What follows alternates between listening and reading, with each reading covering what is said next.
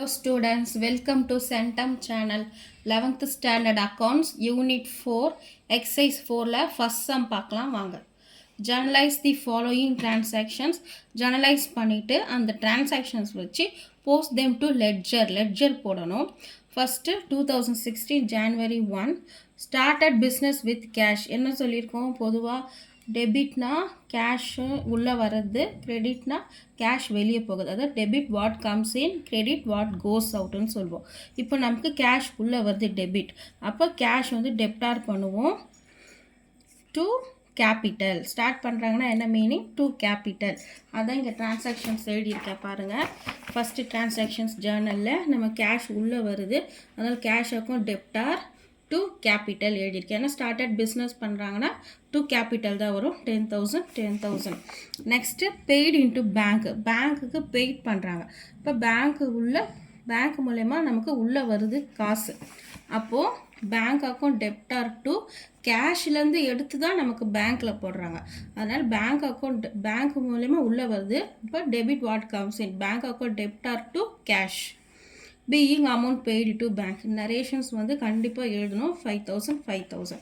Next purchase goods from Ram for cash. Ram கிட்ட நம்ம கேஷுக்கு goods purchase பண்ணுறோம். பர்ச்சேஸ் கூட்ஸ்னால் கூட்ஸ் தான் மீனிங். இப்போ கூட்ஸ் நமக்கு உள்ளே வருது, வாட் கம்ஸ் இன். அப்போ டெப்டார், கூட்ஸ் பர்ச்சேஸ் வந்து டெப்டார், கிரெடிட்டார்ஸ் வந்து டு கேஷ் கொடுத்து தான் நம்ம வாங்குகிறோம். அதனால் டு கேஷ். பர்ச்சேஸ்னால் கூட்ஸ் உள்ளே வருது, what comes in debit. Purchase goods நமக்கு உள்ளே வருது. கிரெடிட் வாட் கோஸ் அவுட், பணம் கொடுத்து வாங்குகிறோம், பணம் நம்மளை விட்டு வெளியே போகுது. அதனால் கிரெடிட் கேஷ்.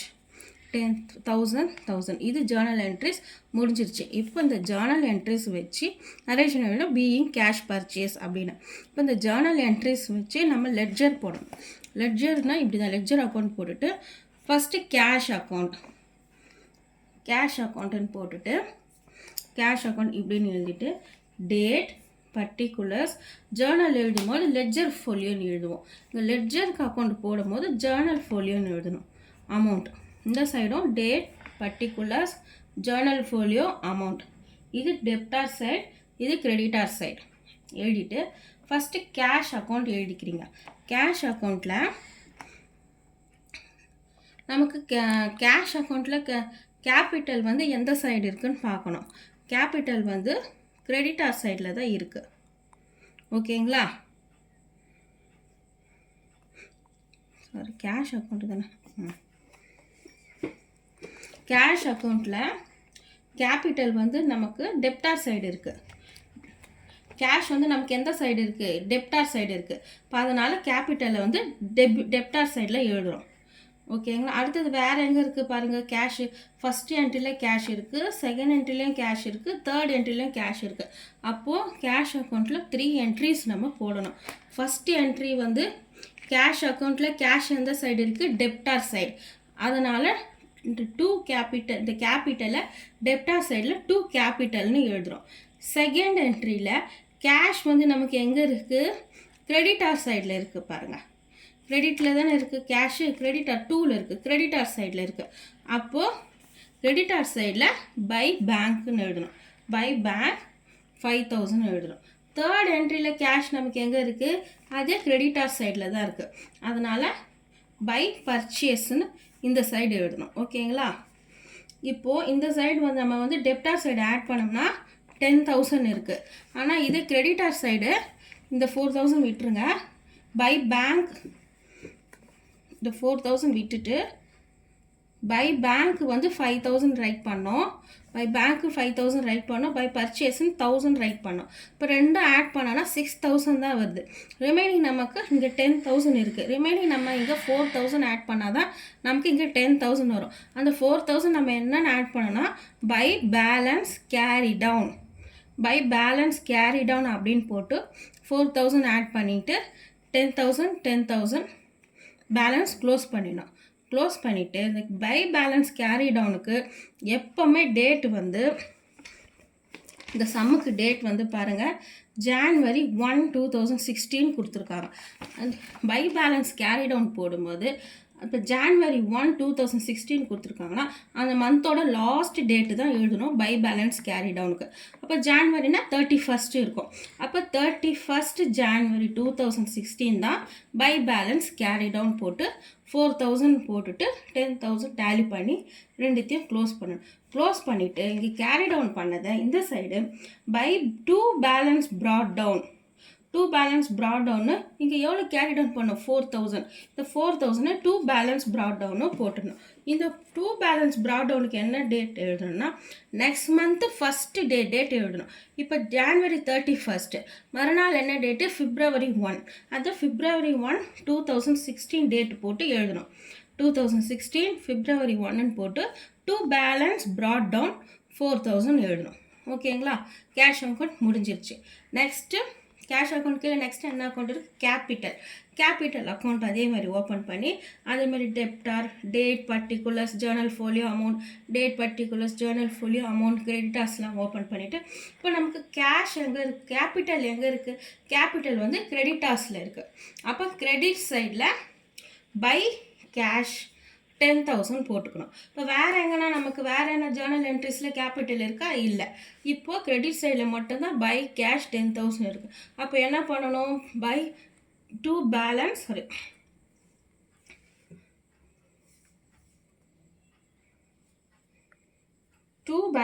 இங்கே நான் பை பேலன்ஸ் எழுதிருக்கேன். 2 பேலன்ஸ் கேரி டவுன் போட்டு இங்கே 10,000 வாங்கிக்கணும். 2 பேலன்ஸ் கேரி டவுன் போட்டு 10,000 போட்டு ரெண்டுத்தையும் க்ளோஸ் பண்ணிடணும். 2 பேலன்ஸ் கேரி டவுன்னால என்ன சொன்னால் அந்த மந்தோட லாஸ்ட் டேட் வரணும். அதே தான் ஜனவரி 31 போட்டு 2 பேலன்ஸ் கேரி டவுன் போட்டு 10,000 போட்டு க்ளோஸ் பண்ணிவிட்டு பேலன்ஸ் பை இந்த சைடு ஆப்போசிட் சைடில் பை பேலன்ஸ் கேரி டவுன் வரும்போது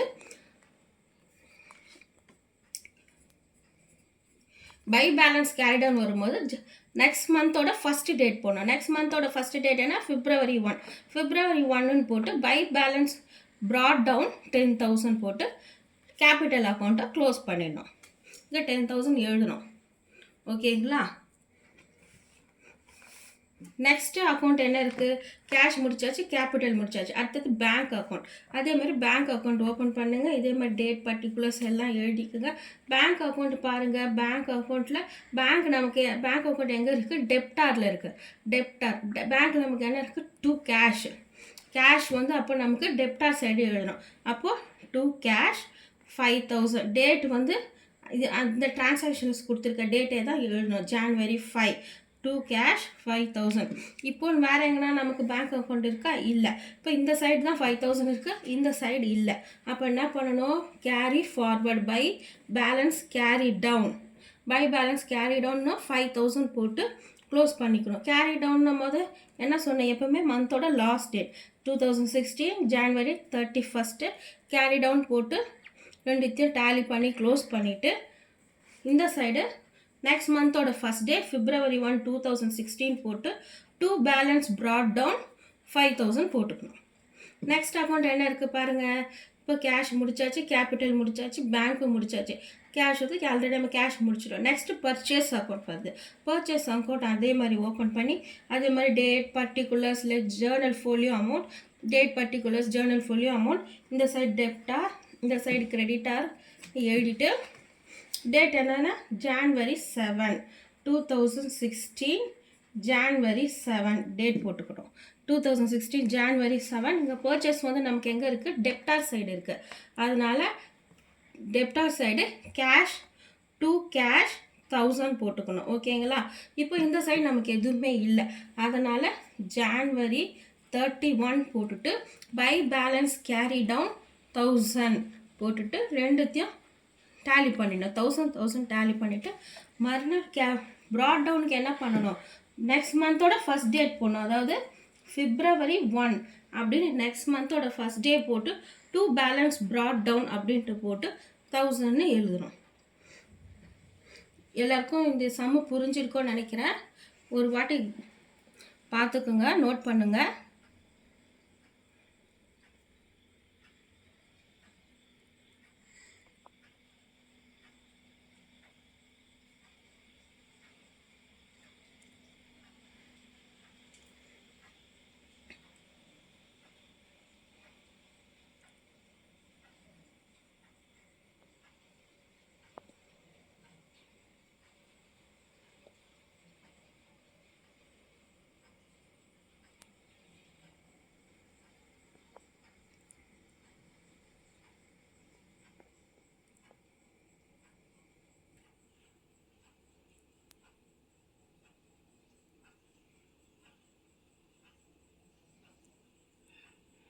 இந்த வீடியோ உங்களுக்கு பிடிச்சிருந்ததுன்னா லைக் பண்ணுங்கள், ஷேர் பண்ணுங்கள், மறக்காமல் சப்ஸ்கிரைப் பண்ணுங்கள்.